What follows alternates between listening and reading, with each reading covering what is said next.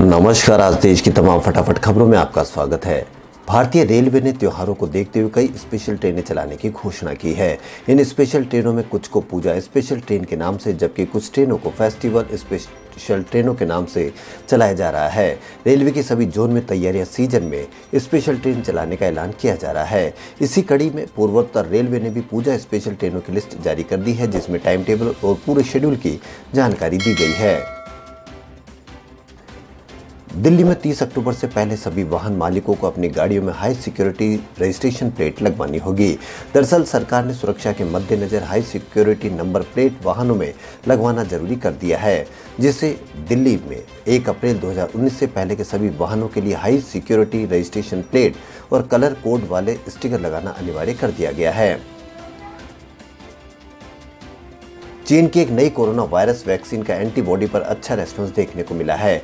गुरुवार को the Lancet infectious disease journal में इसकी एक रिपोर्ट भी प्रकाशित हुई है। वैक्सीन का ये रिजल्ट एक छोटे क्लिनिकल ट्रायल के शुरुआती चरण का हिस्सा था, जो निष्क्रिय किए गए सभी सॉर्स कोवी-2 वायरस पर आधारित है।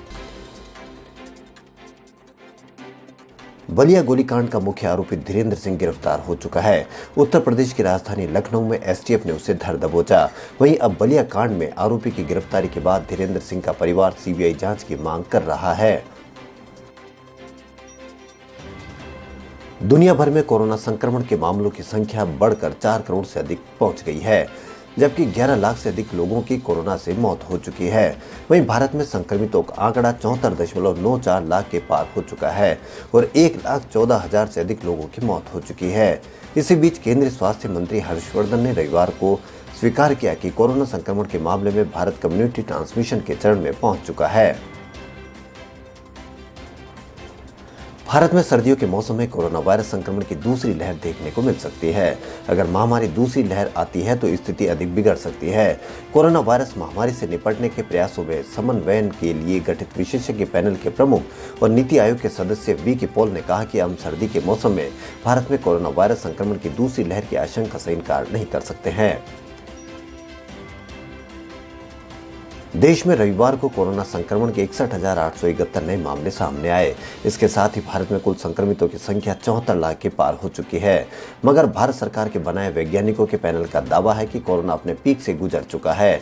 पैनल के मुताबिक कोरोना वायरस के फरवरी 2021 तक खत्म होने की संभावना है। भारत चीन सीमा पर तैनात आईटीबीपी के दूरस्थ गांवों के युवाओं को कैरियर की जानकारी देने के लिए उनके घर पहुंचने का साहसिक फैसला लिया है। आईटीबीपी की 11वीं बटालियन ने सिक्किम में इस अभियान की शुरुआत की है। इस बल के जवान साइकिल पर चलते हुए गांवों में पहुंचेंगे। वहां के युवाओं को बताया जाएगा कि वे आईटीबीपी में कैसे भर्ती हो सकते हैं। आईटीबीपी के जवान उन्हें दूसरे क्षेत्रों में भी कैरियर बनाने की जानकारी देंगे। राजस्थान के भरतपुर में शनिवार को महापंचायत आयोजित करने के दौरान कोरोना प्रोटोकॉल का उल्लंघन करने पर गुर्जर नेता किरोड़ी सिंह बैसला समेत 32 अन्य के खिलाफ बयाना थाने में मामला दर्ज किया गया है। इन सभी पर आरोप है कि अधिकारियों द्वारा कोरोना को लेकर जारी दिशा निर्देशों का इन्होंने पालन नहीं किया है। भारत की सुपरसोनिक क्रूज मिसाइल ब्रह्मोस ने टेस्ट का एक और स्टेज पार कर लिया है। रविवार सुबह चेन्नई में इसे नेवी के स्टील्थ डिस्ट्रॉयर जहाज आईएनएस चेन्नई से फायर किया गया। इसने इस टेस्ट फायर में अरब सागर में एक टारगेट पर सटीक निशाना लगाया। लाखों अभ्यर्थियों के लिए एक अच्छी खबर है। राजस्थान में रीट की परीक्षा अगले साल फरवरी में हो सकती है। शिक्षा मंत्री और प्रदेश कांग्रेस अध्यक्ष गोविंद सिंह डोटासरा ने रविवार को इस संबंध में जानकारी दी। डोटासरा ने बताया कि नियमों में संशोधन की प्रक्रिया चल रही है, वह इस माह पूरी हो जाएगी। रेलवे अब यात्रियों को अपने रनिंग और रिटायरिंग रूम्स में कंबल और चादर का उपयोग बंद करने जा रहा है। कोविड-19 संक्रमण को देखते हुए रेलवे ने यह निर्णय किया है। जल्दी देश भर में यह व्यवस्था लागू हो जाएगी।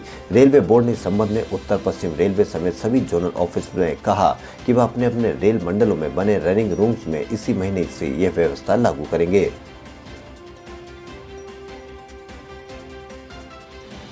जयपुर नगर निगम हेरिटेज और ग्रेटर में सोमवार को नामांकन का अंतिम दिन है। नामांकन भरने के लिए अभ्यर्थियों की बड़ी संख्या में पहुंचने की संभावना है। नामांकन भरने वालों की भीड़ को देखते हुए कतार में लगाकर नामांकन भरवाया जाएगा। कांग्रेस और भाजपा प्रत्याशियों ने अब तक नामांकन दाखिल नहीं किया है। इनके अलावा दर्जनों अनेक लोग भी नामांकन दाखिल नहीं कर पाए। मूसलाधार बारिश से हैदराबाद के बड़े हिस्से में बाढ़ आ गई और कम से कम 50 लोगों की मौत हो गई और हजारों करोड़ों का नुकसान हुआ है। शहर के कई इलाकों में शनिवार शाम भारी बारिश हुई, जिससे ट्रैफिक जाम और जल भराव की स्थिति पैदा हो गई है। शहर में 150 मिलीमीटर से अधिक बारिश दर्ज की गई। मंगलवार को 190 मिलीमीटर बारिश दर्ज की गई थी। डिजिटल लेन देन के दौर में भुगतान के लिए चेक का इस्तेमाल बेहद कम हो गया है। आरबीआई के ताज़ा आंकड़े बताते हैं कि ऑनलाइन लेन देन में चेक से भुगतान की हिस्सेदारी महज 3% रह गई है, जो 5 साल पहले 15% से ज़्यादा थी। खबरों फिलहाल इतना ही। यदि आपको हमारा चैनल पसंद आए तो लाइक, सब्सक्राइब और शेयर अवश्य करें। धन्यवाद।